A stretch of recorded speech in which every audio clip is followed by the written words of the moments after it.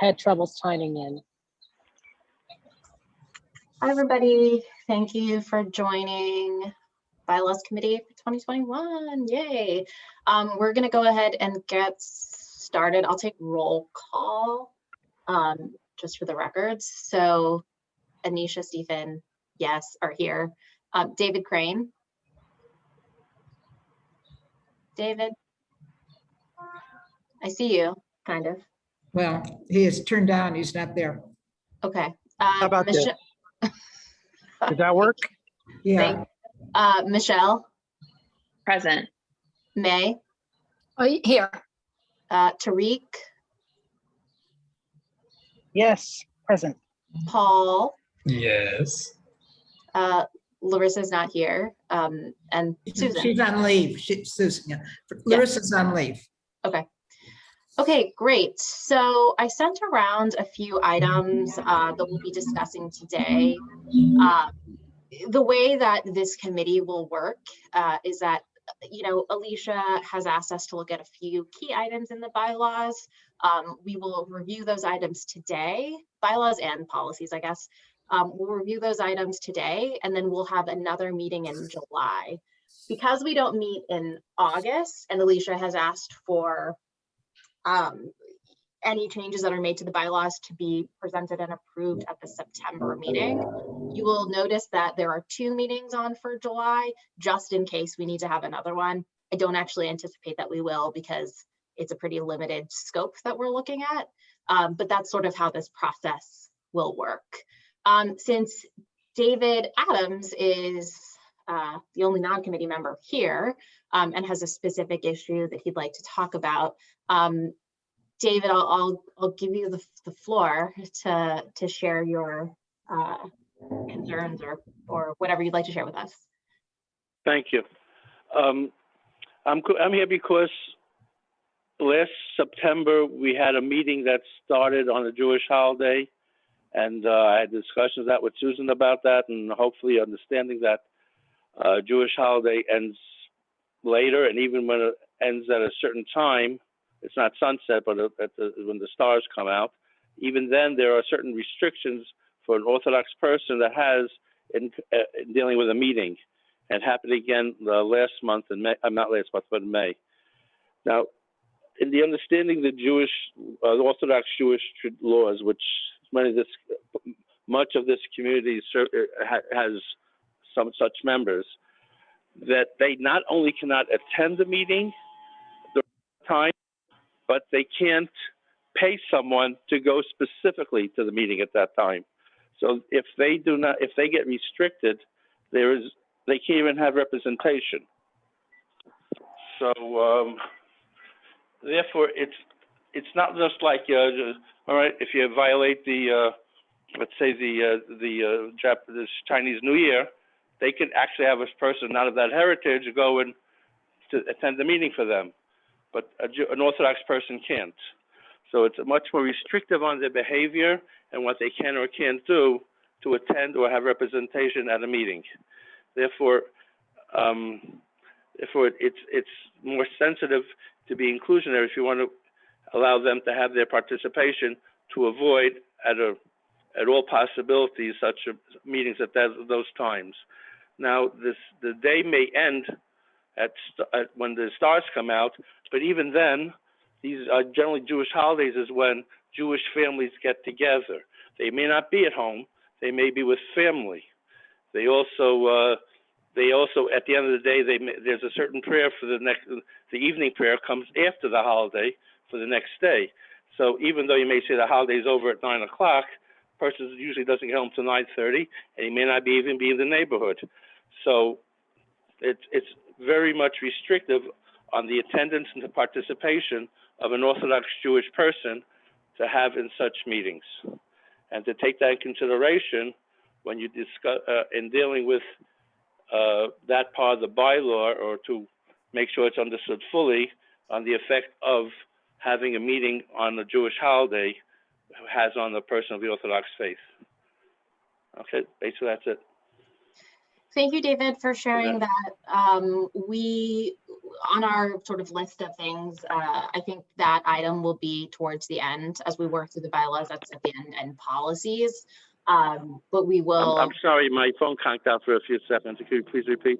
Oh, sure. So we're gonna work through the bylaws today, and that specific item that you are referencing is in the policy section, which is at the end of the bylaws. So it'll be later in the agenda today. But thank you for providing that context. So we'll use that as we, you know, we take a look at that section. If there's any questions that come up, as I say, the local Jewish school is having a dinner tonight, technically online. So I really, and family members being honored. So I have to make a showing. Okay. But if you have any questions, you could either email me or call me and leave a message, or, well, call me won't work tonight because I use the phones, but you can email me or contact me outside of, you know, if you have any. We'll certainly follow up, and we do have another meeting for bylaws. So there'll be another opportunity to look at it. Thank you very much. Thank you. Okay, then. Thank you. Have a good night. So Paul, do you want to pull up the working draft? So I'll walk us through the specific items. Susan and the district office have already made some changes to this particular draft. If we could make them as track changes in here, that would be great. So the first item, Paul, could you remove that little bar on the side, the revisions? Cool. Okay, so let's see.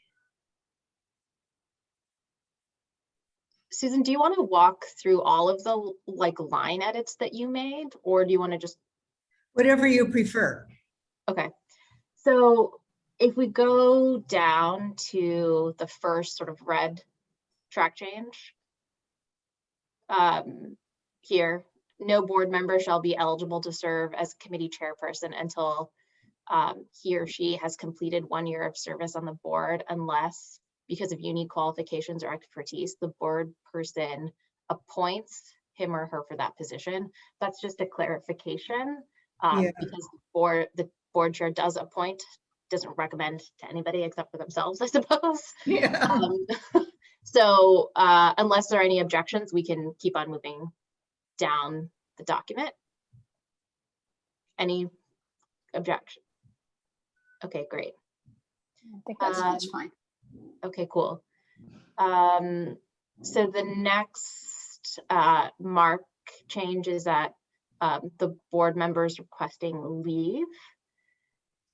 If you want me to mention why I put this in, is because this actually just happened. Larissa just went on leave, and there was no provision or notification of who is going to be taking over her responsibilities. So I just wanted to clarify that if someone goes on leave, we have to talk about who's going to take over that person's responsibilities.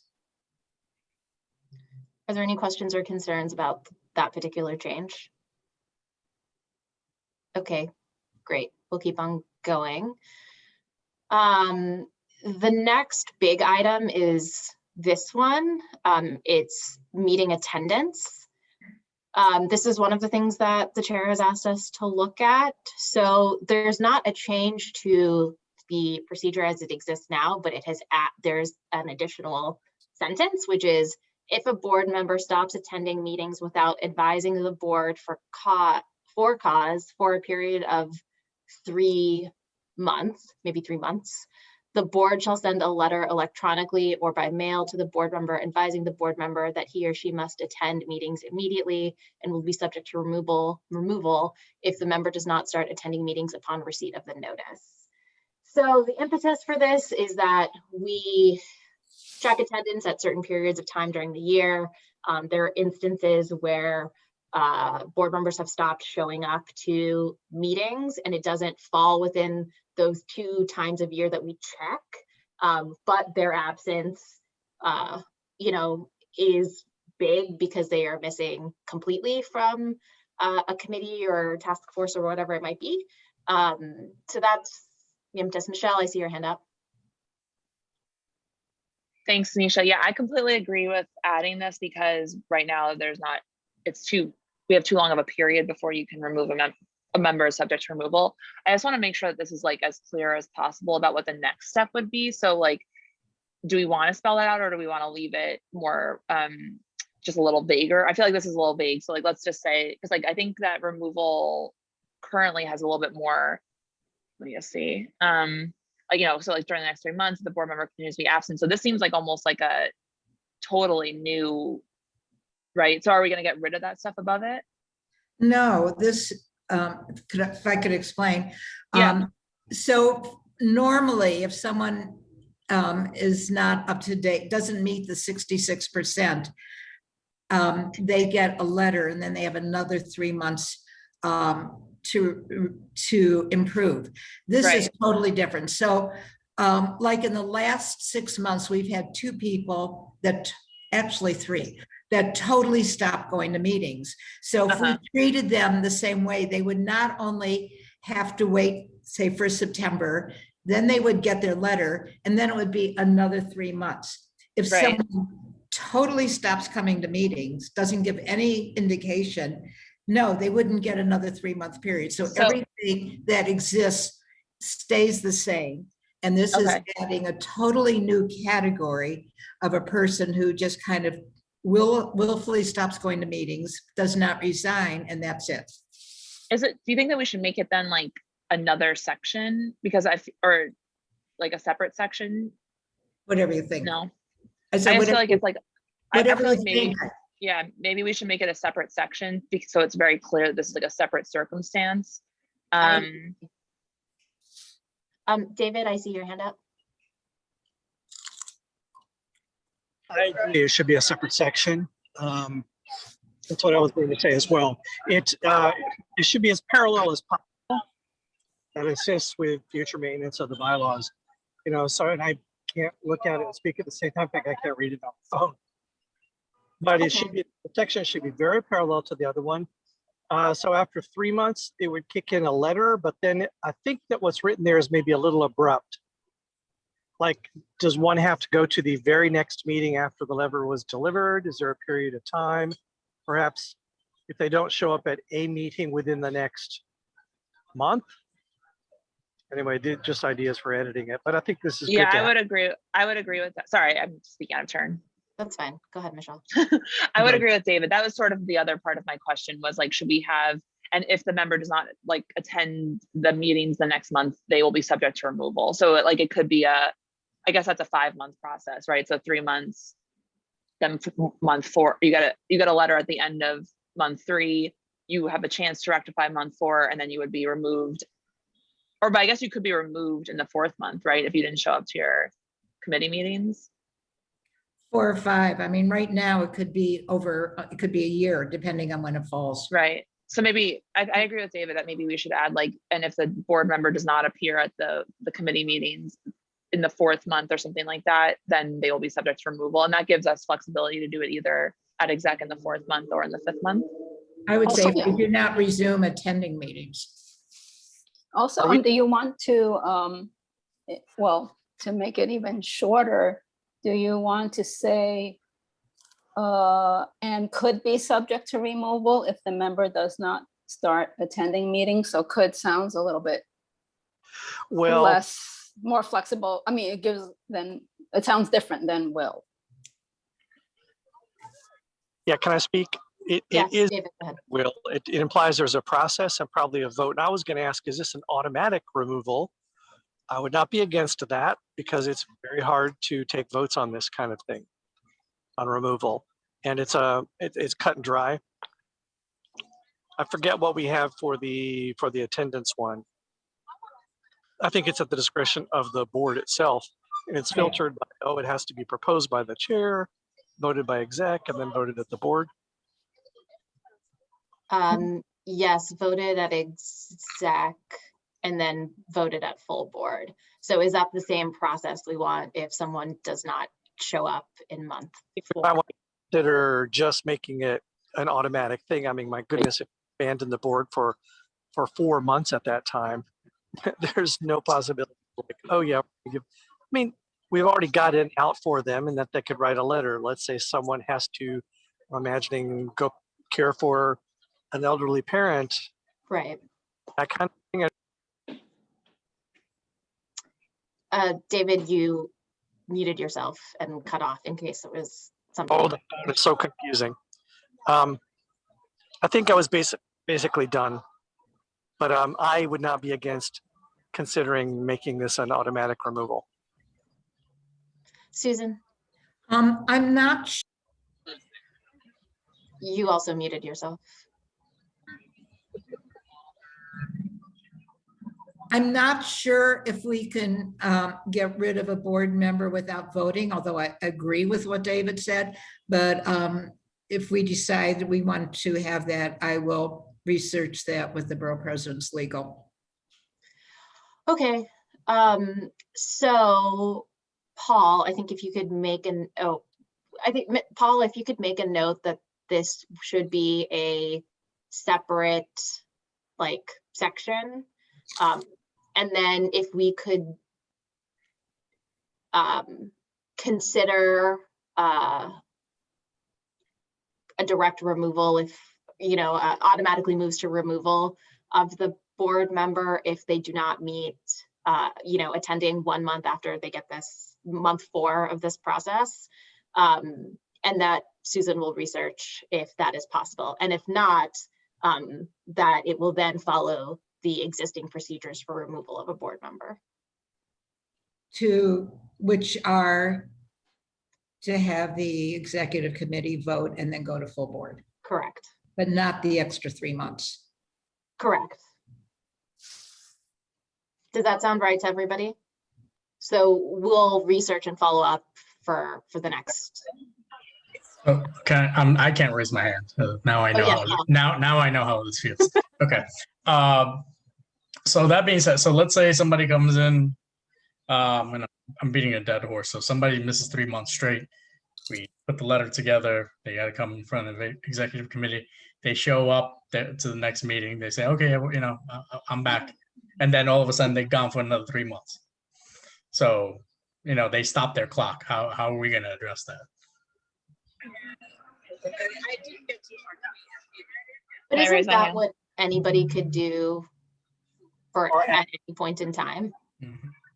They're going to fall, if they do that, they will fall into the 1/3 meetings missed category, I believe, pretty quick. Yes. But then we still would have it would take a lot of time to get rid of them. I mean, Yeah. we could say we could say that they must like maintain like regular attendance for the next 3 months or something like that, or 6 months, or I don't know. Could say something along the lines of you can't miss a meeting for the next 2 months straight or next 3 months straight or something like Yeah. that to kind of hold that carrot over. Okay. I don't know. Just thinking, I'm thinking about it the way I treat my students. If you miss like X amount of weeks, like I discharge you. So I know it's not that simple, but yeah, I'll stop. Okay, so I will work on the language for the next meeting and have like the proposal once we learn more. But I think we have the ideas down. Okay, let's keep on going. Paul, if you want to scroll down. Okay, so this one, the board chairperson shall place the proposed removal of the board member by name on the agenda of the executive committee meeting. Susan, that was a change. Yeah, that I put that in because that always was the process. And then I'd say with the last 2 chairs, they changed the process. It was never noted in the bylaws that you should name the person, but it was always assumed that. And so now it's just interpreted differently by different chairs. So I thought it would be good to be specific. Generally, you hold people responsible. It's, you know, it's all public. But I think, you know, it should be decided one way or another since chairs are interpreting it different ways. Does anybody have any concerns about putting by name in? Yeah, I think it should be in there because if it's, people gotta know who they're voting for, and you can't just have a name disappear off the website one day, but people voted for them. It's really weird. It's kind of weird. So it Okay. makes sense to me. All right, we'll keep it in. Let's keep on going. What else was there? Oh, there was something in public session, right? Yeah. Susan, do you want to? Well, it says each public official shall be limited to 5 minutes. We know that's not happening unless permitted by board chair. So my comment is just, nobody follows this. We should either enforce it or change it. And then the second part is just always confusing every time we get a new chair. Whether the public can speak and ask questions during elected official reports or not. So does anybody have any comments on either of these two? Michelle? Thanks. So I think on the one about the 2 minutes and the 5 minutes, that's just education for the chair and the Zoom master, but I 100% agree with that. I mean, maybe it's going to be less of a problem now that we're going back to in person, but like during the pandemic, it's been just insane how long our public sessions have gone. And in fact, it says that we should have it no longer than 1 hour, which is clearly not what's been happening. So I think maybe that just bears repeating to everyone. I think we should keep it, honestly, and I do not think that we should allow the public to ask questions of our elected officials. In some ways, I don't think that we should allow our board members to ask questions of our elected officials, I would be supportive of putting something in here with like, if like a board member wants to ask a question of the elected official, it should be germane to CV3. Can I speak? Yes, Go David. ahead. Oh, sorry. Can't get back to the hand button. I agree we should not change that thing about the 5 minutes. We are following it in that the board chair is allowing it. But if we don't put in our aspiration, we'll never be able to dial it back. Done. Okay, I'm fine with keeping that in there. And then also, I don't think we should allow the public to speak. Yeah, I think when we go back to in person, it'll be easy to enforce that because, members of the public can easily just go into the back of, outside in the hallway and, talk to them as much as they want, which often was good enough. But in the Zoom meeting, it's, very difficult to do that. So that's why it's a little harder to enforce.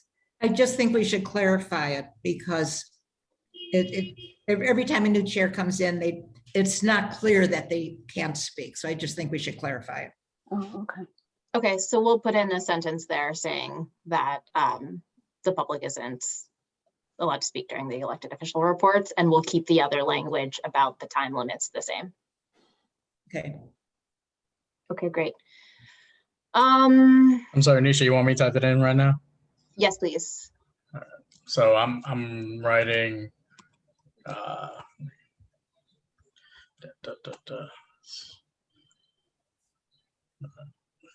If you do track changes right next to it, see the button.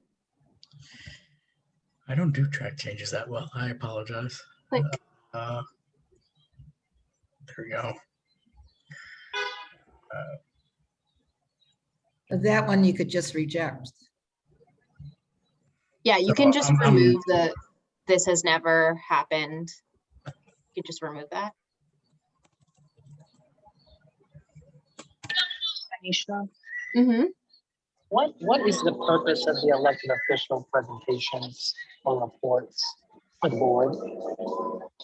I mean, I think it's a time, and I'm with you. I don't fully know sometimes, but I think it's a time to share information with the public. And I don't know, Susan, if you have any thoughts about like how to make that time more useful, because it's not always the most useful. Well, I mean, we do want them to report to us, but some of them do it well and some of it use it as a time to say, this is how wonderful I am. And I don't know that we can do anything about that, but we certainly could change, as I think Michelle suggested, how we interact with them. Yeah. So I think Is it's it- more just actually sticking to these guidelines that or the bylaws that we've put together here. Is it possible to ask the elected officials to submit written reports to the board and that like we are able to read them before the meeting? So the 5 minutes is used as questions, like a conversation, opposed to a presentation from them? I think it depends on who comes, because like when we get the representatives, a lot of them will be like, here's my newsletter. Do you have questions on my newsletter? But when an actual elected official comes, it's more like there's more. Yeah.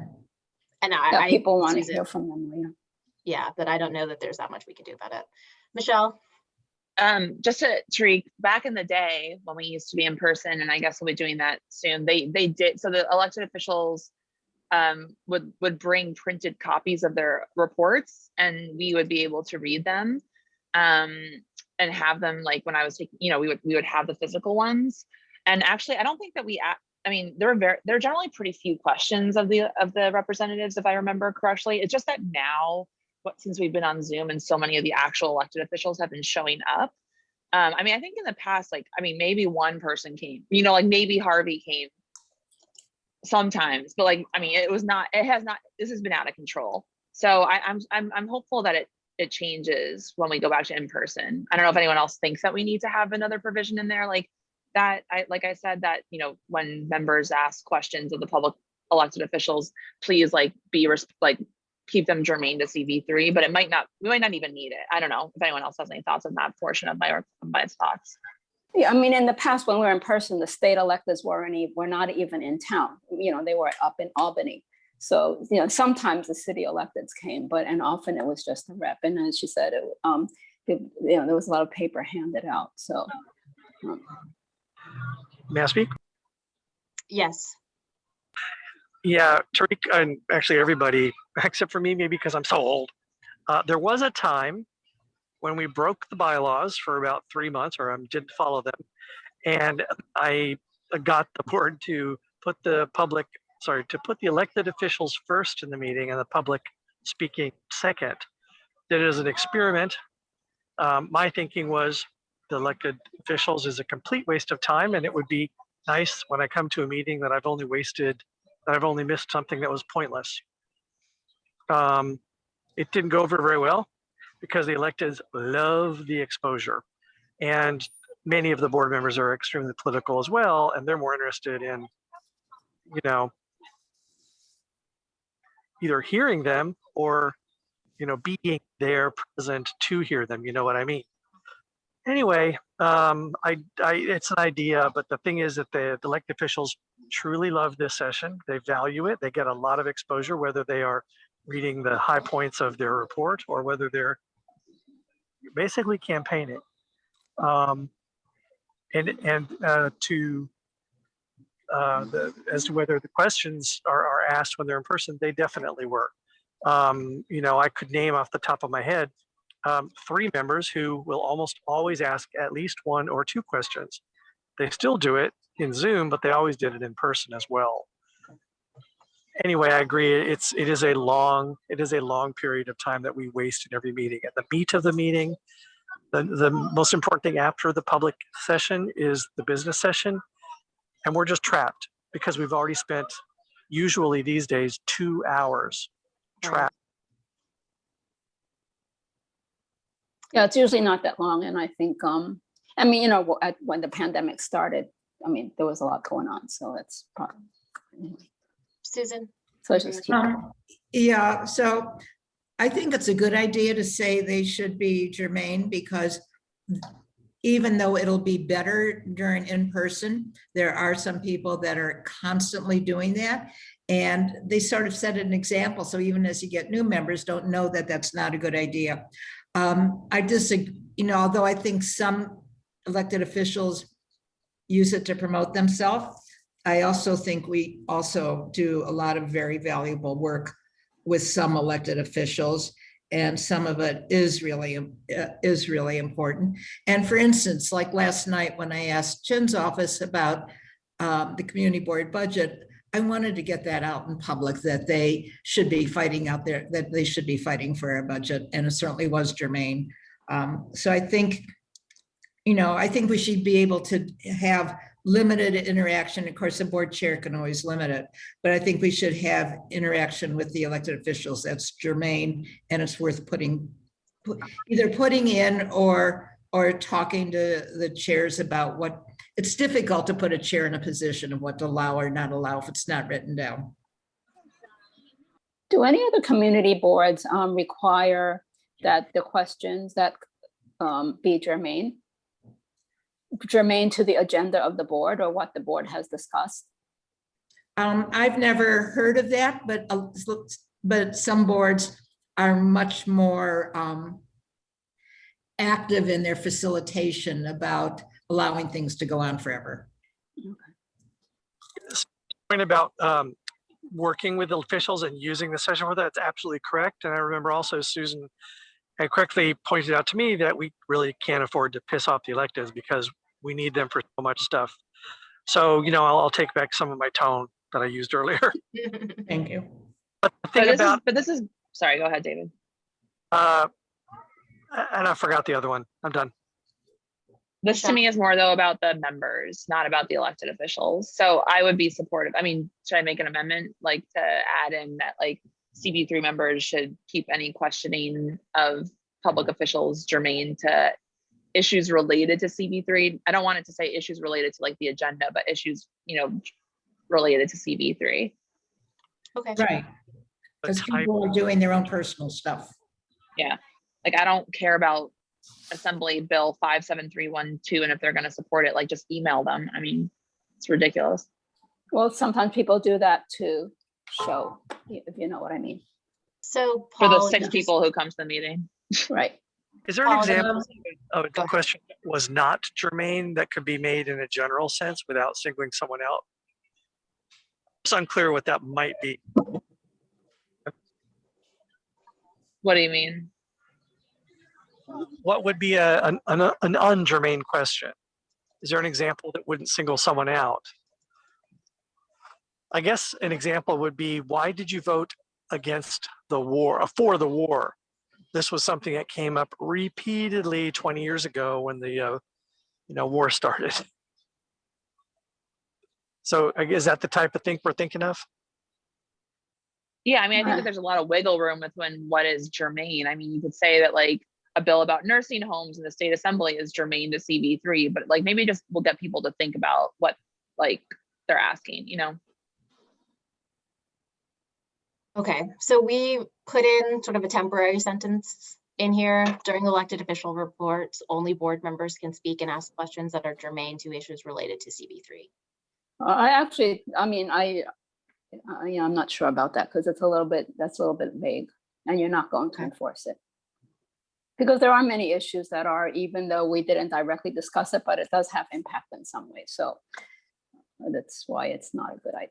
We're not going to enforce it. I just think like We Susan won't said, be though, it able to gives- enforce it unless it's really obviously like that question about the war. But there are few obvious examples.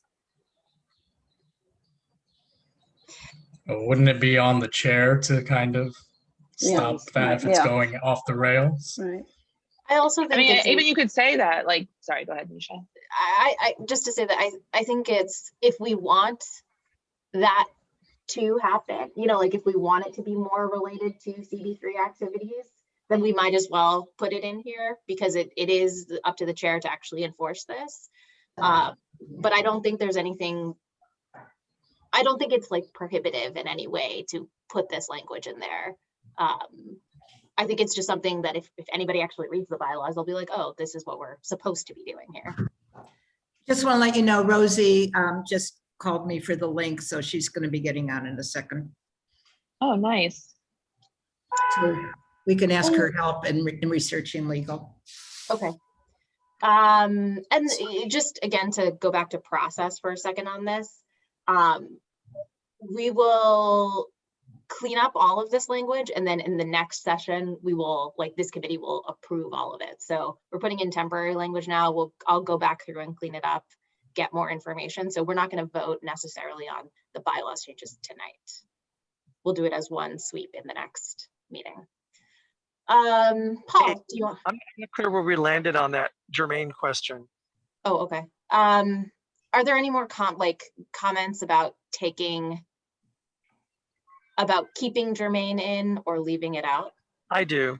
I Okay. want to keep it in. For example, if it was there and we pointed it out, let's say to new members or something, or at the beginning of every session for a while, I would know that I shouldn't say, my husband's union has a thing that's before the city council and I want to know your position on it.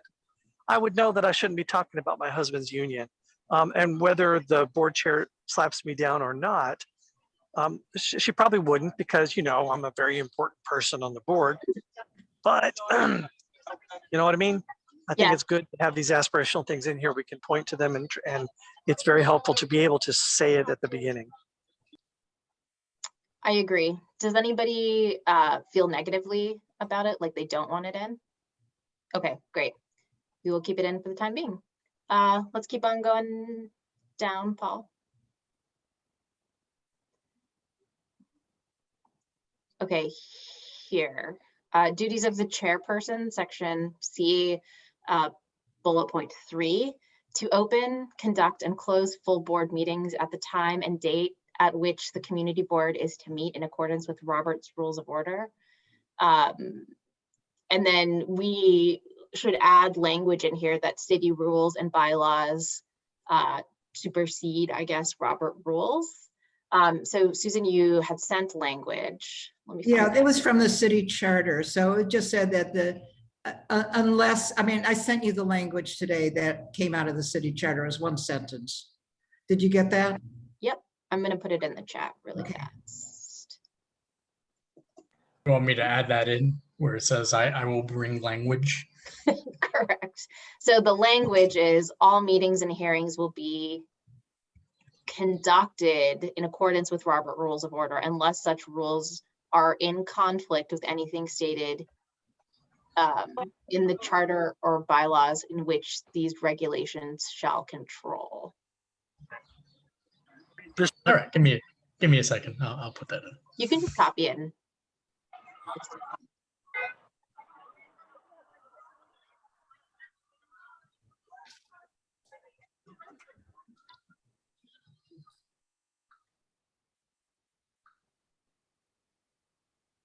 But I think it's not referring to the right thing. So all meetings and hearings will be conducted in accordance with Robert's Rules of Order unless such rules are in conflict with anything stated in the charter. I don't think that's. Well, what the should it be? charter said, or unless anything stated in conflict herein is what it said. So I just put the charter instead. Okay, but is it the charter? Yeah. The city charter, it should say city charter. Okay.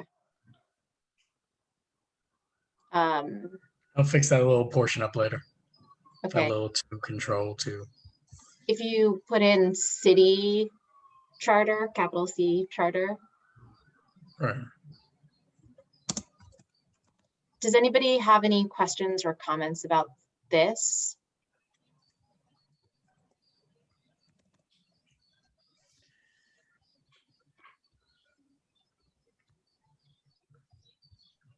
Okay, great. Let's keep on going down. Oh, I'm sorry, because yeah, you got the email, just like that. I don't know what else to do. Is there anything else? Let's see.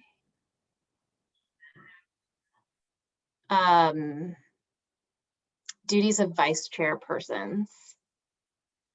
So the second vice chairperson shall maintain records of the attendance of board members at all meetings and shall send notices in October and April to any board member who is absent, et cetera, et cetera. Copies of the notice shall be sent to the board chairperson and the borough president, appointing the borough president and the appointing council member.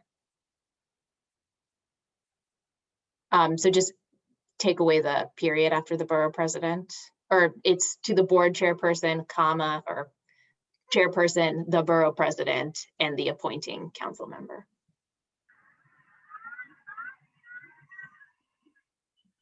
Does anybody have any concerns about that change? It's just notifying the council member in addition to everybody else. Okay, great. Has it, The next, the section of attendance, is that what this is? yes, so if notices for Sure. lack of attendance, they should also go to the council person. So I recommend that we try to work in the 0 attendance for 3 months section in here alongside this somehow. I don't have the whole thing in front of me, but I think it's a natural home for it. So that there is a separate attendance section, and then this is under the duties of the second vice chair. Okay, I take all what I said back. Thank you. Okay, great. And then we move on to duties of secretary. The secretary shall take the minutes of the full board meetings, executive committee meetings, and any special or emergency meetings. Secretary shall be assisted in the compilation of such minutes by the community board staff. The staff does not do this. What should the staff be doing? The draft minutes shall be distributed to all board members prior to the full board meeting. So are they not compiled by the community board staff? That's the question. Susan, you're muted. I don't even know what it means to say the staff should compile the minutes. We're not doing it, but I don't know what it means. Michelle, you have your hand up. Yes, as the former secretary, I think it would be helpful in here to maybe just spell out actually what they do with the minutes, like after they take them during the meeting. I mean, I think you should probably take out the secretary shall be assisted in the compilation of such minutes by the community board staff. But generally, what I've been told is that you send the minutes for full board to the chair and to the district manager for review, and then once they're approved, That's like only for the finalized. exec. So that's only for the exec, but that's completely spelled out in the committee chair handbook. I really Okay. don't think those details should go in the bylaws, but they are spelled out. But it's in the committee chair handbook. So, Right.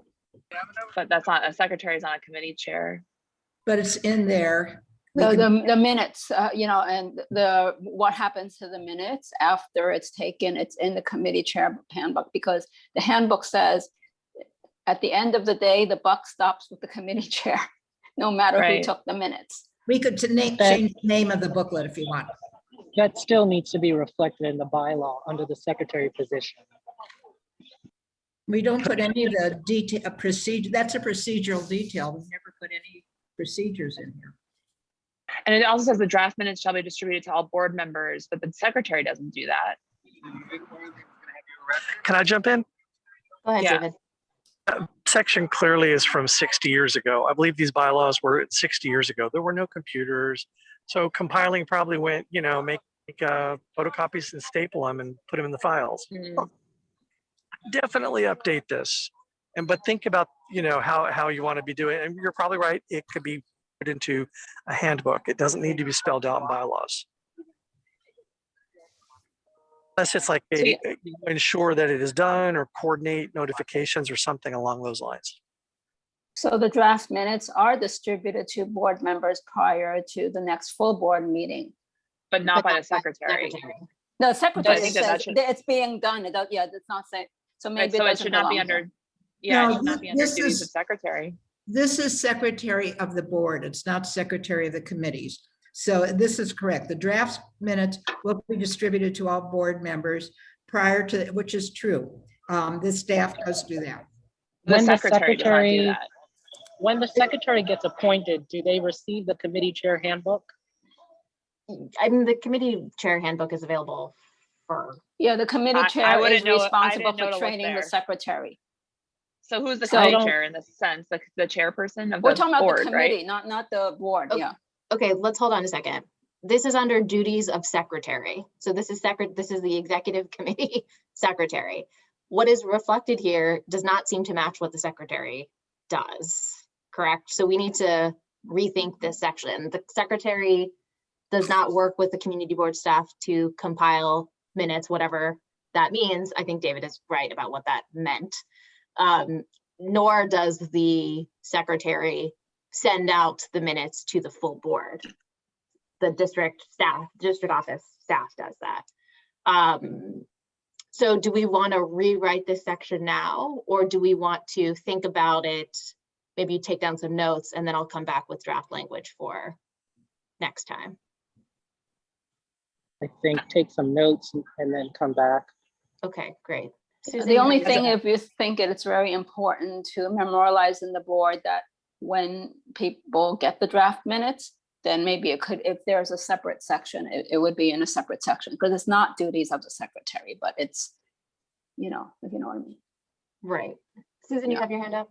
Yeah, so this, I guess it's good we're talking about this because it never used to be a problem, but recently it has become confusing for people. And so I think, you know, someone brought up the committee chair handbook. I think it would really be a good idea maybe to change that to committee chair and officer handbook. And in that, because you're not going to spell out detailed policies in the bylaw, but maybe we should spell them out for the duty in the, somebody needs to mute. Yeah, so, you know, I think, you know, you want to rewrite the language here for who does what. And I think we should put, you know, change the committee chair handbook to committee chair and, you know, officer handbook and spell out the detailed procedures there. That sounds good. So in terms of this specific paragraph, Michelle, you have your hand up. Is that, do you have a Yeah, it's about suggestion? this. Yeah, I mean, I think that we should probably just strike the, like, keep the first sentence and strike the second two sentences for duties of the secretary. Right. I mean, I think that that's clear, more clear. And then, I mean, and I should say, I guess I was assistant secretary for most of my time on the board, and I sort of volunteered to take on the duties of the secretary. So maybe that's why I wasn't really told what to do. But I think it would just, yeah, I don't think sentences 2 and 3 are pertinent to the duties of the secretary or happen. Agree. Okay, so let's strike the last 2 sentences and just keep that one. And if there are any other comments between now and the next meeting, we can consider them at the next meeting. Anisha, Yes. after the minutes are taken, where do they get sent? To the district manager? Yes, chair? that will be in the Draft. Yeah. What did you call it, In Susan? the handbook, right? The handbook. Handbook. It will become the officer and committee chair handbook. And yes, all minutes always go to the district manager and community associate at Chad. Okay, let's move on to the next item. I think it's under treasurer.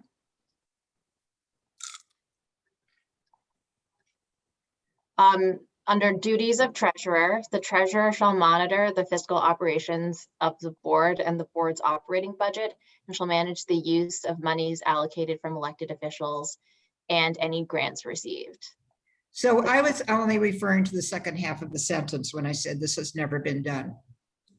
And there was a period, particularly we had some consultants working with us, I think it was on a white paper about this school we wanted at Delancey Crossing. And there was a lot of money involved, and it would have been really nice to have help from a treasurer to track the money and see how much is left and all that. It did not happen. I asked that become a duty of the treasurer. However, we've never had that situation happen again. And it didn't happen, and it's not happening. So it was just with the part where it says it managed the uses of money allocated from elected officials and grants that I was referring to has never been done. I think it's okay to keep that in there in the event that it ever does happen. I don't think it detracts from the duties of the treasurer in any way. Does anybody else have any comments? I do. Since I've been treasurer before and I am now again, yeah. I don't know that someone who is as incompetent to me can help with that kind of thing. You know, it sounds like staying on top of things. I mean, arguably I should know that that is going to be required before I throw my name in the hat, nominate myself. I don't know. It's kind of up to Susan, I think, about this. But if Susan thinks it would be good to have assistants like that in the future, assuming she has a better treasurer than myself, she'll need the language in the bylaws, right?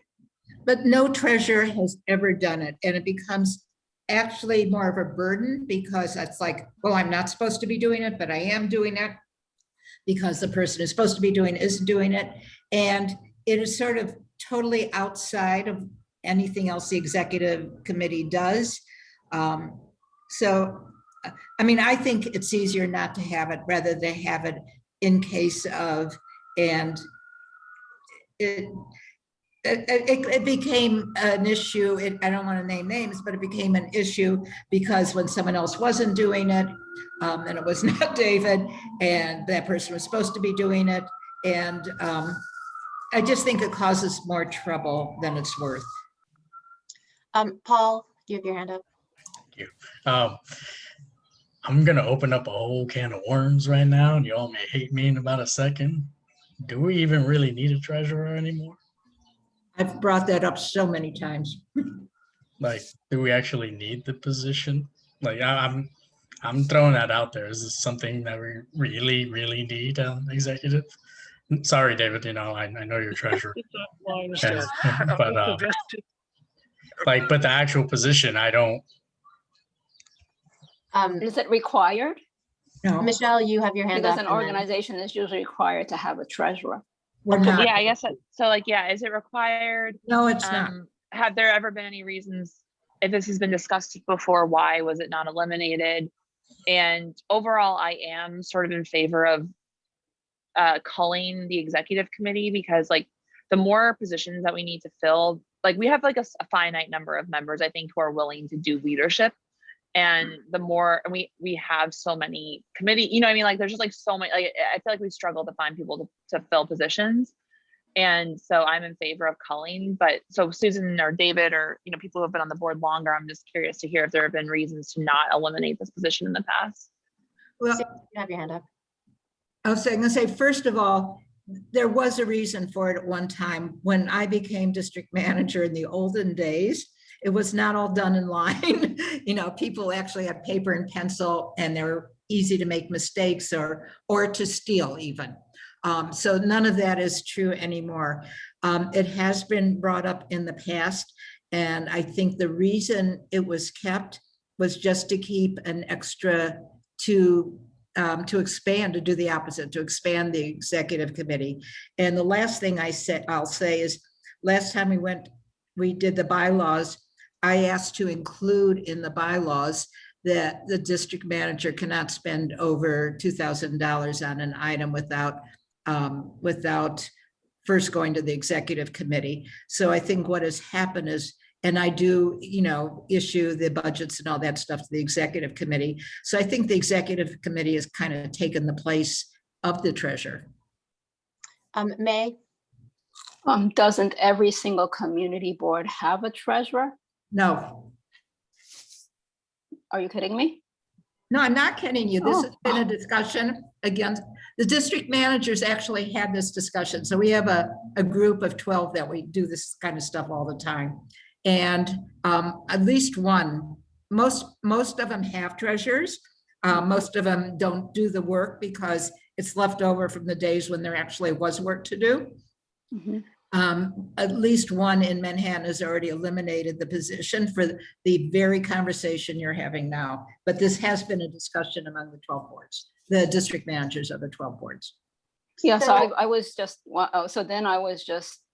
so maybe you already checked, Susan, but if it's like not required It's not somewhere on some piece of paper like the charter, then that's one Not thing. re- it's not But because required. I see so many, they're in so many bylaws, that's why I'm asking. This ground cover under this tree. Pardon? Oh. Under the duties of treasurer, it says monitor the fiscal operations. Also if the board chairperson, first vice chair, second chair, and secretary are absent, the treasurer shall assume the duties of chairperson. The treasurer is responsible for fundraising and chairing any meetings whose purpose it is to authorize the expenditure of donated funds. Do we need a treasurer to do any of those things? Well, no treasurer's ever done fundraising. Right. Has there ever been a case where the board chairperson, first vice chair, second chair, and secretary are absent from a full board meeting, in which case the treasurer would need to? It's never Second. happened, but you should add to that an assistant secretary. You're leaving before out, treasurer? yeah, you're leaving out one officer. Paul, do you want to add that in? And assistant secretary are absent. And then the treasurer responsible for chairing any meetings whose purpose it is to authorize the expenditure of donated funds. So do we need the treasurer for the Friends, or can that be like a completely separate? That's totally separate, not these bylaws. Can I speak? Yeah.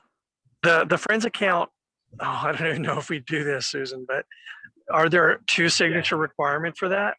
I guess board chair and yeah, that could be taken care of by others. I was going to say that the treasurer position really is a vestigial position in the board because there really aren't funds that have to be dealt with. I mean, there's the Friends of stuff, but that's in the Friends.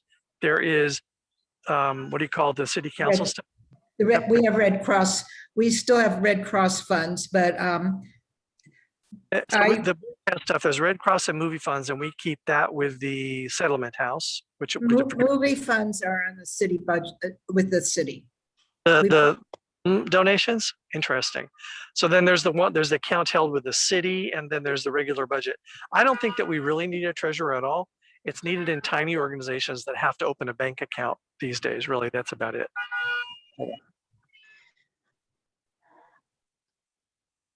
So I will put on the table, because Paul has raised it, that we remove the treasurer. I think that we should do some additional, like maybe when we talk to the BP's office about the other question, the legal question, this is also one to get some guidance. I don't know if there's Well, any. this I know for a fact that it's Not required. that's not required.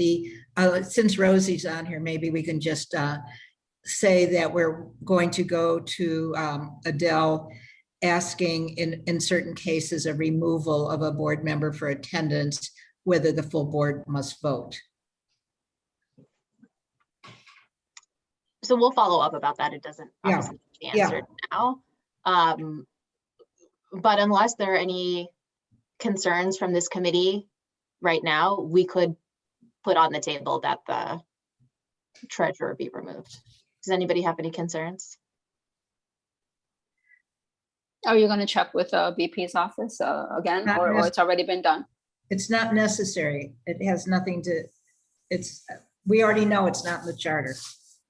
So if there's no, I guess there's no legal requirement, which is, There's no legal requirement. But could I just kind of throw out a suggestion so that there is financial oversight, that financial reports and expenditures of over 2,000 be reported to the executive committee? yeah, I think that we can add that. Paul, could you just make a note there under duties of treasurer, potential for it to be removed, and if it is removed, that the activities of financial reporting must be, that function should go to the entire executive committee.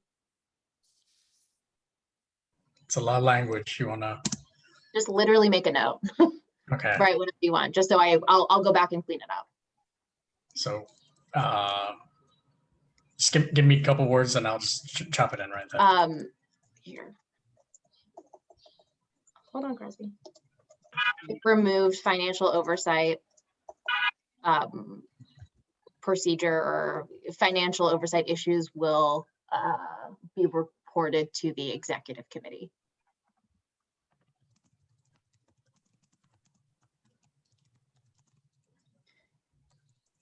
Okay. let's move on to the next item, which I think is one of the bigger ones. Oh, wait, hold on. Sorry. Did we Vacancies. did we go past election of officers? I think that's right under the vacancies. That's what we were looking at. That's all, that vacancies is about officers. Go back, Paul, go back. There, it should, Okay. maybe we want to change it to say officer vacancies or something like that. Yeah.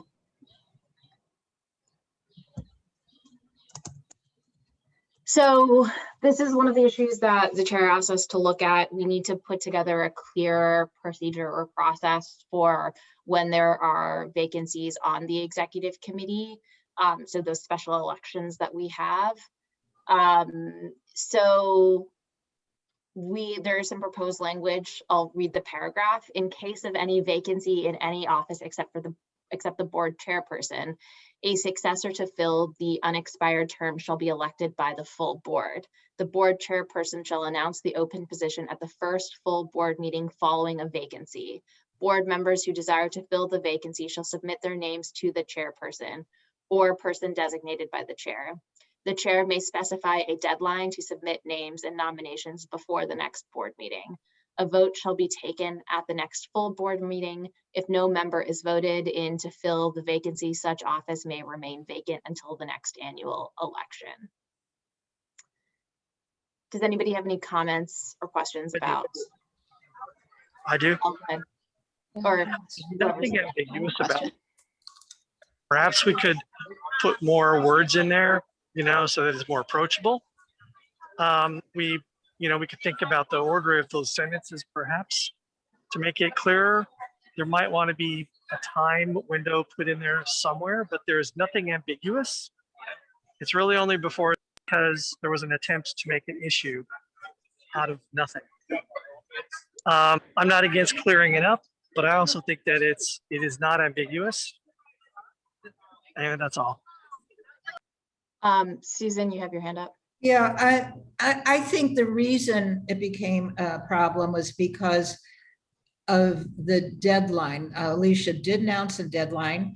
The reason we had the deadline was in order to prepare the electronic ballots. And then, but the bylaws didn't say anything about a deadline. So it wasn't, the deadline wasn't honored because it wasn't in the bylaws.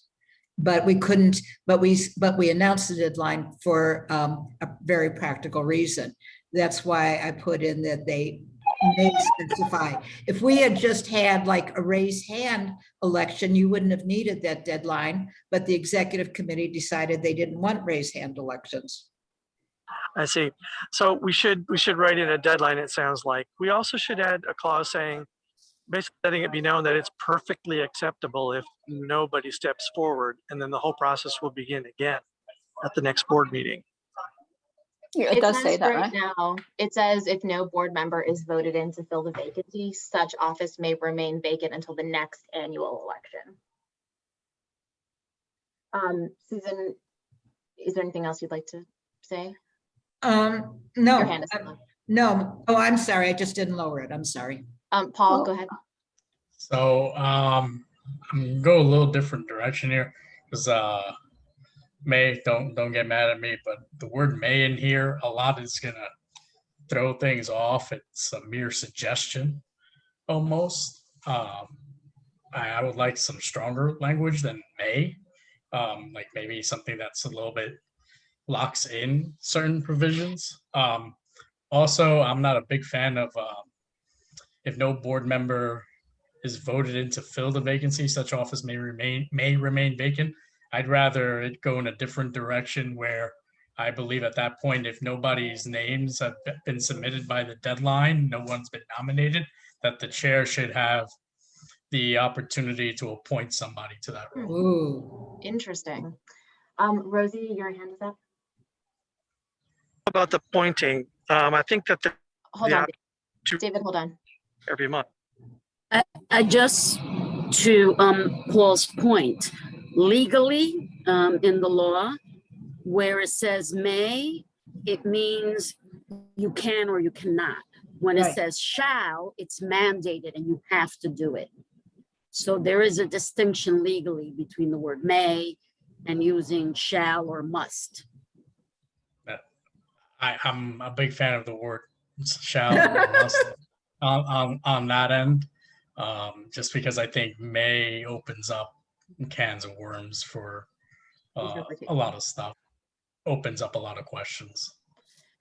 Does anybody else have comments about this? So Paul, if you changed the language, it would be the chair must specify a deadline to submit names and nominations before the next board meeting.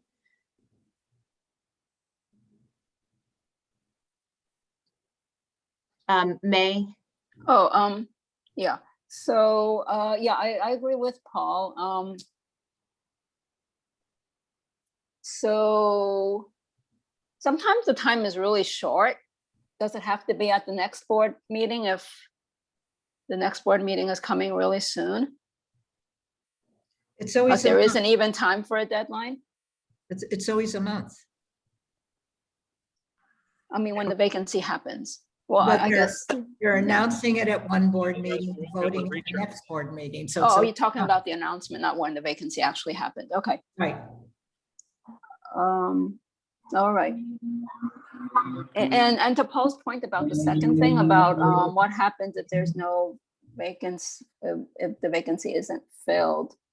Well, it only says it may remain vacant, but yeah, it would be. Is there something in there to allow, or is that legal to have the board member appoint an interim for a certain period of time? David? You have your Thank hand up. goodness the regular screen came back and I could raise my hand. I think we should be allowing, or we should be allowing the election process to repeat every month. I think it has to start at a full board meeting, because you couldn't reach everybody necessarily otherwise. I think this idea that the board chair will appoint someone is bad. It should be an election. If there's a candidate to appoint who's willing to do it, then that candidate could stand for an election and make sure that we have a majority of the board in favor of them. I think that's it for now. From me. Thank you, Yeah, so David. maybe we can add that in, you know, because now it sounds like we can just like forget about it till the next meeting, next annual election. So That's an option for look, we've got we got 2 vice chairs and we've got 2 secretaries. Those are the only 2 positions we're talking about, assuming it were a treasurer. So we might decide, okay, we'll live with just one of them. But if there were 2 vacancies on that line of succession, then we got a problem. Right? So maybe may is the right phrase to use. But we should also allow explicitly for it to be, I think, every month. You know, a new election every month until it's filled. but that's not prohibited right now. That's not how Right, this it's up to reads. the chair. Okay, sounds good. Correct. It says that a vote shall be taken at the next full board meeting. If no board member is voted in to fill the vacancy, such office may remain vacant. I'm assuming if the chair does not want it to remain vacant, they'll start another process for another special election. Could you add that in? I mean, I don't, just so board chairs don't interpret it differently. You think it's worth doing to add just what you said in, Anisha? I mean, that I just read the sentence. So do you want to add it, like you want to add in start continue an election process? Yeah, the board chair may, you know, put that in there. Okay. Just, you know, just so it's not interpreted as, you know, they'll just leave it till the next annual election, that they may, you know, restart the election process for the next meeting. But it can't, but it has to be done by the next annual election, right? So at the next annual election, it should. That's in there. Yeah, that's in there, right?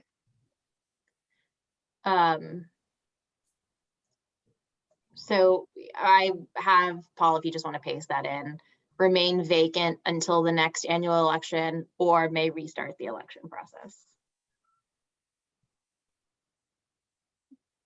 So I think just or may restart the election process is at the end of that sentence. The last sentence of that paragraph. I think it comes first. If the board Logically. member is voted into, if no board member is voted in to fill the vacancy, the chair may restart the election process or such office may remain vacant until the next annual election. Yes. Where do you want me to put that part, the restart part in front of? Yes, a vote In- shall be taken, if no board member is voted in to fill the vacancy, the chair may restart the election process or such office may remain vacant. May restart the election process. Okay, guys, we're almost through this. Okay, any more comments, questions about that, officer vacancies? Awesome. Still going for the appointment. Democracy, Paul. Democracy. Okay, let's keep on going. Sorry, my dog is whining. Keep on scrolling down. Is there any other highlighted section? I think it was just the policies now. Okay. So the policy, we only have one that we are talking about. This is the religious holidays. So David spoke earlier, and Susan also got some feedback from the other Manhattan community boards. Susan, do you want to just give us a little bit about what you heard? Yeah, I polled, I don't have the results in front of me, but I sent them to you. I polled the 12 boards, again, we do this all the time, on how they observed holidays. Nobody had it in there, nobody had anything written. Not every board had something. One board reported, we disrespect everybody equally. And I don't know if you have the information, the specific stuff in front of you, Anisha. There is one Eid holiday that is observed by one board. Right. Several boards generally said what is here. They make every effort to observe major Jewish holidays, which they call specify as the high holy days and Passover. We are the only ones that celebrate Lunar New Year and New Year's Eve. The issue the reason it became an issue suddenly is because for many years we observed what's called Jewish no work holidays. They start at sundown. The practice was put into place by a board member who was a rabbi before I even became district manager and was fine for many years. And now it came up a few years ago that because the holiday is sundown to sundown, that it was requested that we also not schedule on the second day because there might be an hour or two of of observance. And I'll say, I'm just gonna say, I'm polling the boards. Nobody does this, and it would make it extremely difficult to schedule board meetings. Some boards say they specified that the days are excused if a board member is out for a holiday, but we automatically excuse 1/3 of days for whatever reason. So that's the background. I don't know, is that everything I sent you, Anisha, from the polling? Yes, and I did send that to Okay. the committee members, so hopefully you had a chance to read it. Michelle, your hand is up first, and then David. Thanks, Anisha. So I feel strongly that we should amend that policy. We already have a provision that members are allowed to miss 1/3 of meetings, and that's a lot, actually. And so I think that if you have this is like the same thing, like it's at your professional job, like flex holidays, right? That you are able to use like that time as you so choose. I would propose an amendment. I don't know if this is gonna go into the bylaws or just the policies of that we do not have meetings on Yom Kippur, on Rosh Hashanah, Yom Kippur, Eid, Lunar New Year, and then I guess Christmas Eve and Christmas. Because as Susan said, it has created a lot of problems for us with the scheduling, especially like with SLA having to be so early in the month, which creates just infinite number of issues for me and for others to get this all done. And I don't, and also I totally understand David's point, but what I did not understand was what he implied about proxy voting, like that Orthodox Jews cannot pay someone to attend a meeting. Like that's not a thing for anybody on CB3. So it's not like a discriminatory policy in any way. And my understanding is also that that policy was a holdover from a time when there was many, many more observant Orthodox Jews on the board.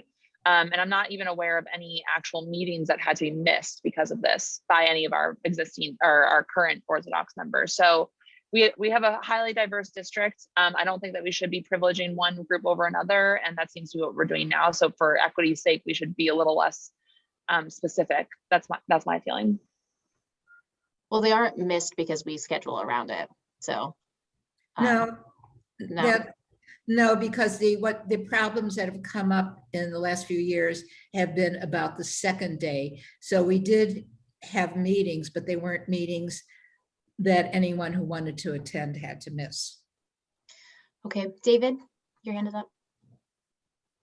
Yeah, the thing we always had done was we didn't have meetings on the day of the holiday, which actually meant the day before, because our meetings generally start during the holiday. And in the winter time, the evening before meeting is the only one that would be affected. If you listen closely, David was asking for 2 days for every holiday. Right. Passover Right. is 4 days. There are 4 days in Passover, is that correct? Which are no work days? The first and second and the seventh and eighth. Correct. So that is within a week. Now would be 6 days of no meetings. It's a lot. Right. I do want, and I don't think that we should do that because we do have allowed absences.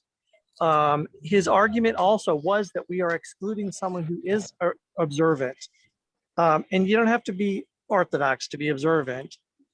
But it's almost like it's a lifestyle choice. And we do allow a third of the meetings to be absent, but he's arguing also that members of the public are being excluded. And the point about not being able to pay someone to represent you, well, that's something I didn't know about, but I probably should have as a good Shagets. But I also think that's kind of pointless because nobody would do that. Yeah, we don't Anyway, do I that for think Lunar that- New Year either. But there would be no religious requirement there. He's making a very refined argument about someone's religious duties, and if they also want to participate in civic duties, you know, they are a little incompatible. I don't think that we should carve out the 2-day window, and we might want to somehow say that here. I will also say that by restricting it to these 3 holidays, that is more restrictive than what was in there previously, and that would not be to the liking of at least 2 of our board members. I'm not saying we shouldn't do it, but by switching it from Jewish holiday no work days to say major Jewish holidays and listing 3 of them, some of which are compound. Rosh Hashanah is a 2-day holiday outside of Israel. Or is it Yom Kippur? It's one of the 2. That's Rosh Hashanah. We've already listed. We get here an 1, extra 2, day for all of them out here in the diaspora because we don't know when it's going to end. How would we ever know? We don't have like a clock or anything or a cell phone. It depends on how you're brought up. Well, so anyway, it's 1, 2, 3, 4, 5, 6, 7 holidays in here, and because they're 2 days, there's 1, 2, 3, 4 additional days, 7. So we're talking about 11 days on which we would be deciding to not have meetings, either 7 or if we go with the 2-day rule, 11. That is a lot, and it will be almost impossible to have meetings either in the fall when Rosh Hashanah and Yom Kippur are a week apart, or in the spring when Passover is a week apart. I know that's before love. Okay, I've always felt this was a lot of holidays, but I also feel that it would be a big step to narrow this down. And what's written here will be that step. I'll like this better. So Susan, you have your hand up, but just to clarify, like the changes that CB3 will make every effort to not schedule meetings on the following holidays, major Jewish holidays, Rosh Hashanah, Yom Kippur, and Passover, Lunar New Year's Eve, Lunar New Year's Day, and Eid. So that is more restrictive than what it was, or that is more narrow than it was before? Yeah, first it's the we'll make every effort is loosening it. Sure. And there are more than these 3 named holidays that are no work days. Right. Okay. And that in itself, by the way, when we made it the no work days, that was less restrictive than what was desired at the time. When I first got on the board, there was a big controversy because someone was upset about No, she was blaming me. I know what you're talking about. It was. yeah. I made But it's not a no work holiday. That's why we worked very carefully with a rabbi to get the language that we had in here that he said would be perfectly acceptable to his religious community. Okay. That was. You have your hand up. Do you have? Yeah, well, first of all, I mean, David, that isn't exactly what Joel had put in place was in place before we were on the board. It was just somebody was making a complaint, but we didn't change the policy before it. One person wanted us to go beyond, and it dropped. There was a complaint at one time, and that was it. It was dropped. None of the board, one of the boards, it might be helpful, said they use the school calendar as a guide, which I think might also be helpful. None of the boards say they will never, I shouldn't say that. Most of the boards say they make every effort. They don't have a specific policy.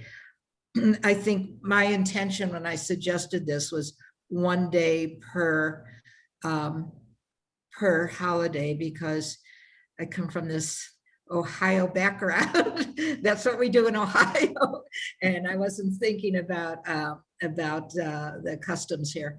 But yeah, it was not an intention for 2 days for each one. So you're right. I think the way it's written might not work. May, you have your hand up? Oh, okay, yeah. So, yeah, I think this is our population. So, for example, if we didn't have any Chinese in CB3, it's like, why even do Lunar New Year? But a third of it is Asian, so it makes sense. But I was wondering if we could delete the word major Jewish holidays and then just name them. So we would say, we make every effort not to schedule meetings on the following holidays: Rosh Hashanah, Yom Kippur, Passover, Lunar New Year's Eve, Lunar New Year, and Eid. Does that sort of tighten it up more?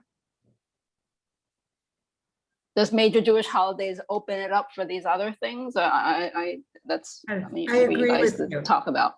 I agree with you, but we still have David's issue that he brought up. People might interpret Rosh Hashanah to be 2 days or 4 days. Do we want to say 1 day for Rosh Hashanah, Yom Kippur? I mean, Should we say first night? Yeah. Okay. That's good. You have to be pretty dedicated to have a second Seder, I'll say that, or to celebrate the second night of Rosh Hashanah or Yom Kippur. So, well, I guess the second night of Yom Kippur, you're doing a break fast, but. So just to clarify the language, do we want to keep in the phrase major Jewish holidays? No. So it should be on the following holidays, the first nights of Rosh Hashanah, Yom Kippur, and Passover, So not doing 2 days even for the 2 different Passover, no work days? No. Because Rosh Hashanah has 1 pair and Yom Kippur and Passover has 2 pairs. I'm not against it. I'm just pointing out that there are interests here who are going to, every other single bylaw that we have considered modifying, there's no losers. So I'm just going to make sure that we're cognizant of that. So let's say I'm playing devil's advocate. Yeah, based on what other boards do as well. Right. There are 4 Catholic holy days of obligation that do not fall on a Sunday. Actually, one of them is Christmas, so that's already a government holiday. There are 3 holy days of obligation that probably should be added to this list. And in my religion, I have to be camping on the full moon, so we should add every full moon to the list. Oh, do we need to add Christmas to this list? No, Or- I don't- Okay, there's never a board meeting. The government Sorry. holiday. Yeah. okay. Susan, does this bring us in line with what, if a Manhattan Community Board has a holiday policy, is this similar to that? Yes, and what I, Okay. what. So to answer your, that's to you, David, What I want to say is what Anisha sent to you was copy and paste from the email sent to me. So those were exact words that from the other board, I think it was 8 or 9 boards responded. Those Yes. were their exact words. Actually, it's 5. I just reviewed the list. There are 5 holy days of obligation that are not national holidays. I mean, Actually, we've got a lot of there's some Catholics more on the than board. that. I mean, Well, I'm a Catholic Well, but and it's like not- Orthodox Catholic and Jewish, and I think it's a personal thing. I would just take the absence and not have the board meet around me. But I think if specific people are asking for specific things, like these are the things, and we're just limiting them in the way that makes it more equitable for all of the people on the board. And I think that's an important point.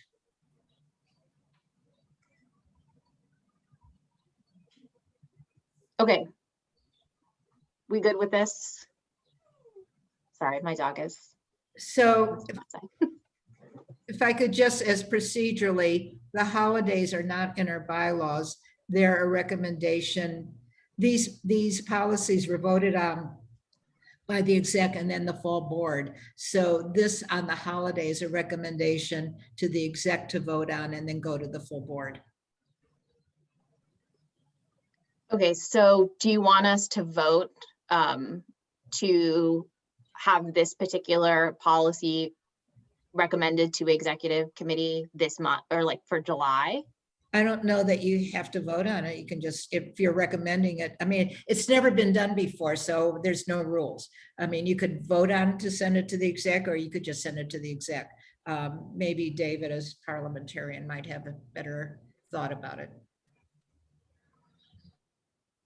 So just to clarify so that everybody is aware, so the bylaws, like the changes that we made above this policy section, those actually have to go to the full board and are approved by the full board. This policy section goes to exec, and exec votes, or I guess, and enacts this policy change. Does it then go to full board?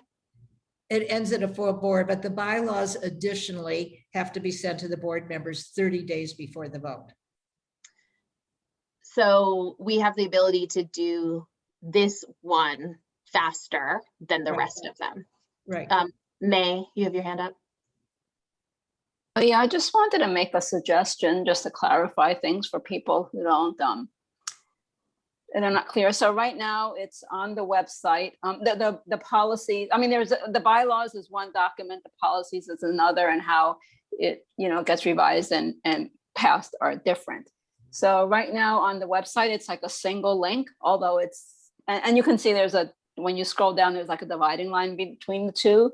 And, but some people, I don't know if some people think everything is the bylaws. So could we put it on 2 separate links? Sure. Just so it's clearer to people who who may not completely understand? Sure. Okay.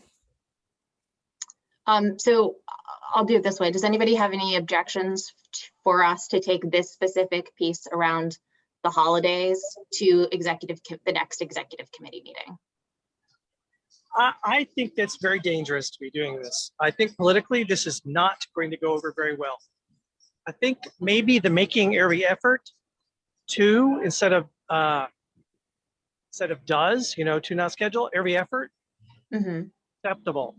Because that is in fact how we operate, right? That's sort of our guiding rule in most of this. We may run out of days in a month. That does happen, given the number of meetings for committees and subcommittees.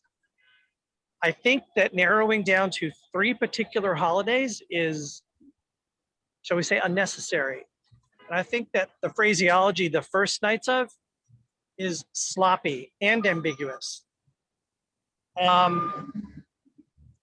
That's it. I do not think that we should send this up as written. Does anybody have any suggestions then for how this should be phrased? May, you still have your hand up if. Remove all edits that were describing the nature of the holidays to be done. It should be all work days, and it becomes a make every effort. That is the out that we need to be able to schedule meetings.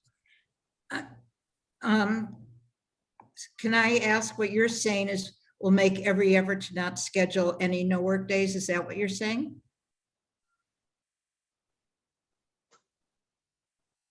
David, just to clarify, are you saying that we should not list the 3 holidays and just put back in the designated no work days? We will make every effort to not schedule meetings on the following do not work days, Lunar New Year. I think that the first and last edits in that item in there are sufficient. And I think that if you add any of the edits in the middle, it's going to ignite.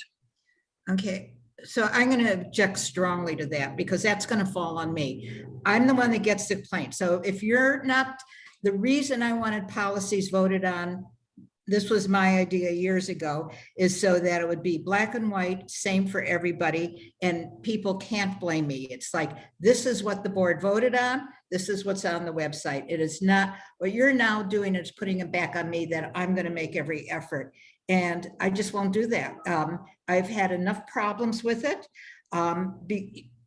Doing something because you think somebody's going to be upset is, if you think it's the right thing to do, is, I don't think it's a good reason. And I cannot keep going through getting these complaints from going to one office, then what you're not in the situation where first I got calls from Borough President's office. Then I got calls not telling me what to do or anything, but just calls about it. Then from the council office, then from the assembly office, then to Alicia, or back and forth. This is too much, and we can't keep doing this. And no board schedules these number of days. I need a better situation to be able to do what the board says. A board has to not make it, not throw it on me. Are there other committee members that have comments about this? I suggest we don't send this to exec for the next one. Maybe we wait if we have better language. I wouldn't want to send this. If there's a big debate already about how this language is going to look, I wouldn't want to go ahead and send this to exec anytime soon. But we got to do something. No, I understand. I feel strongly that we need to be more specific about which holidays. And as Susan said, she's spending an unreasonable amount of time on this, so it's our jobs to define it. I think I'm just going to keep on saying it's not equitable to privilege one group over another in terms of the number of days that they are given. We live in a highly diverse district. We get 1/3 of absences excused. I don't think that there's any, I'm willing to do something controversial, maybe to a couple of people, that's the right thing to do.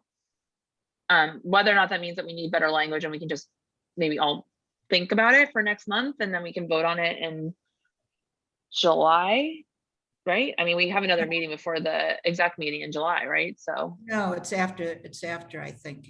No, it's. I thought it was, no, it's before. It's before. Oh, it is? Oh, okay. It's the first Wednesday. So we could think about it. Let's think about it for another 2 weeks, talk about it at the July meeting and then make a decision about But I'm gonna put my marker down that I feel strongly that we need to define the holidays so that we can take that burden off of Susan, because it's just, it's unequitable and it's dated. And I'm a Jew, so I'll say it. David, your hand is up. Okay, so then can we amend so that we're accurate about which 4 nights or 3 nights we're actually interested in? It's the Sure. first night of Rosh Hashanah, comma, Yom Kippur, comma, and now did we mean the first night and 7th night of Passover? Because that's the first night of each 2-day window. Or do we really want to just have a 3rd and say the first night of Passover? This is in this draft. I still feel the same way, although I sympathize with Susan for sure. I don't have an answer. I don't know. Well, what is it that we want to say? Do we want to carve out 3 or 4 days for the Jewish holidays? Does that, I mean, to the average, I mean, I don't know, like to the average Jew, the last night of Passover is not, I mean, I guess you're eating your chametz for the first time, but I just, you could like go to a meeting and eat your bread. I don't know. David, is this something that we could we think about Put a and pin in? come back to? This is just a draft. We are not approving any of this today. That's true. We certainly could think. It's the first and second nights when most people are going to have their very large seders. The first and second, but it's Right. 7th and 8th are also, religiously important. I'm done. It depends. You can't say that that's true for all Jewish people. It's not the way I was brought up. Michelle's saying it's not the way she was brought up. It's not true, that it's 2 days for all of those. It depends No, on which Correct. I area. really mean the no work days. Those are the no work days where observation is, the ones that David was describing. There are no work days for Orthodox Jews. They're not no work days for Jews. I didn't even know what that was. I mean, So, he did. I never heard of specifically it say that, before. so. Correct. Essentially, it's a different religion in the same way that Catholicism and Baptists are different religions. Yes. Okay, well, anyways, we will come back to this language because I don't think any of us know what the actual language should be here. But think about this for next time. I'll flag it in when I follow up with all of you with the minutes and next steps. The last 2 items we are not going to talk about language today for, but one that the chair asked us to think about is the handling of personnel matters and board conduct and behavior standards. So that is sort of will be new information Michelle has offered to help draft that. So that will be the discussion point for the next meeting, in addition to just reviewing all the things that we've discussed today. And then what another board member has brought up before, making the bylaws more inclusive to various gender identities. So I can go through, if the committee feels that that's appropriate, to change the language to include non-binary folks. Any concerns? Fabulous. So with that, I will say the next steps are I'll revise and clean up this draft. We'll send it to all of you, mark where we need to think about things. There are a couple of next steps about, consultation with the VP's legal team. Susan, you'll handle Michelle, the personnel and standards you'll do, and we'll all review. And then at the next committee meeting, we will vote on all of those changes and have them recommended for the full board in September. Right. Any questions, concerns, et cetera, et cetera? I can see all of you, so I don't need to do a roll call, I guess, to close it. But I appreciate your time tonight, second or possibly third community board meeting of this week. I appreciate it. My dog really needs to go outside, so Thank you, Anisha. Thank you guys. Thank you. Crosby, go pee. Bye. Thank you very much, Anisha. This is an incredibly well-organized meeting. Thank you. I appreciate it. Thank you again. Bye.